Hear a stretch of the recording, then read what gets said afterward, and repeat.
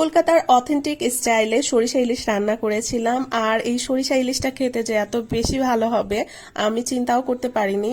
এরপর থেকে তো সবসময় আমি এইভাবেই সরিষা ইলিশটা রান্না করব, মানে সরিষা ইলিশ আমার কাছে এভাবেই চাই। দেখা যায় যে ইলিশ মাছের রেসিপি দিলেই অনেক দিদিরা দাদারা কলকাতার যারা আছেন তারা বলেন আমরা যেন এইভাবে একটু সরিষা ইলিশটা ট্রাই করে দেখি, মানে কোনো পেঁয়াজ রসুন বাটা আদা বাটা এসব ছাড়াই যেন আমরা ইলিশ মাছটা ট্রাই করে দেখি। তো আজকে সেভাবেই আমি রান্নাটা করেছি, আলহামদুলিল্লাহ খেতে অনেক বেশি ভালো হয়েছিল। আপনাদের সাথে রেসিপিটা শেয়ার করব বলে চলে আসলাম। তুমি নিয়ে নিলাম 2 চামচ সরিষা। এখানে আমি সাদা সরিষাটা শুধু ব্যবহার করেছি, আপনারা চাইলে কালো সরিষাটাও নিয়ে নিতে পারেন। সেক্ষেত্রে 1 চামচ সাদা সরিষা আর 1 চামচ কালো সরিষা, সাথে কিছু কাঁচামরিচ দিয়ে, আর অবশ্যই যখন ব্লেন্ড করবেন বা পাটায় পিষে নিবেন তখন কিন্তু লবণ দিয়ে করতে হবে, তাহলে কিন্তু আর সরিষাটা খেতে তিতা লাগবে না। অপর পাশে 4 পিস ইলিশ মাছ নিয়ে সামান্য পরিমাণে লবণ আর হলুদ দিয়ে ম্যারিনেট করে রেখে দেব 5 মিনিটের জন্য। এপাশে কড়াই গরম হয়ে গেলে দিয়ে দিলাম সরিষার তেল। অথেন্টিক যে সরিষা ইলিশ সেখানে কিন্তু সরিষার তেলটাই ব্যবহার করতে হবে। তারপরে দিয়ে দিলাম গোটা 2-1টা কাঁচা মরিচ, সামান্য পরিমাণে হলে দিয়ে দিলাম হলুদ গুঁড়ো, আর দিয়ে দিলাম মরিচ গুঁড়ো। এরপরে 10-15 সেকেন্ড একটু কষিয়ে নিব। কষিয়ে নেওয়ার পরে আমি এখানে বেটে রাখা যে সরিষা ছিল সেটা দিয়ে দিলাম। সরিষা দিয়ে কিন্তু অনেক বেশি কষানো যাবে না, তাহলে কিন্তু তিতা হয়ে যাবে। এই ধরেন 1 মিনিটের মতো একটু কষিয়ে নিব। কষিয়ে নেওয়া হয়ে গেলে আমি এখানে দিয়ে দিব ঝোলের জন্য 2 কাপ পানি।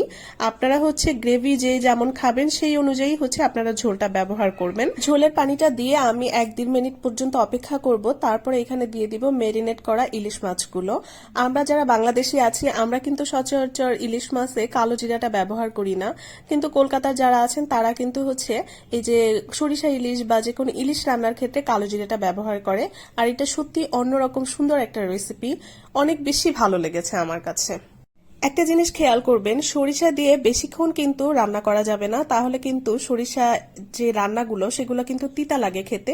তো চেষ্টা করবেন তাড়াতাড়ি যেন রান্নাটা শেষ করা যায়, 4-5 মিনিটের মধ্যেই রান্নাটা যেন শেষ করে ফেলা যায়।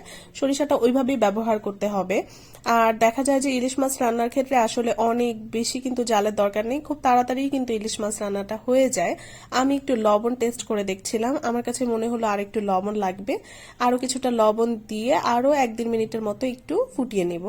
আমার এই রান্নাটা করতে সর্বমোট 5 মিনিট লেগেছে। তাহলে ভাবুন যে সরিষা ইলিশ রান্নাটা কত বেশি সহজ আর এত বেশি টেস্টি, কি বলবো। আমি তো মানে এখন থেকে সব সময় ভেবে রেখেছি যে যখনই আমি সরিষা ইলিশ করব এভাবেই করব।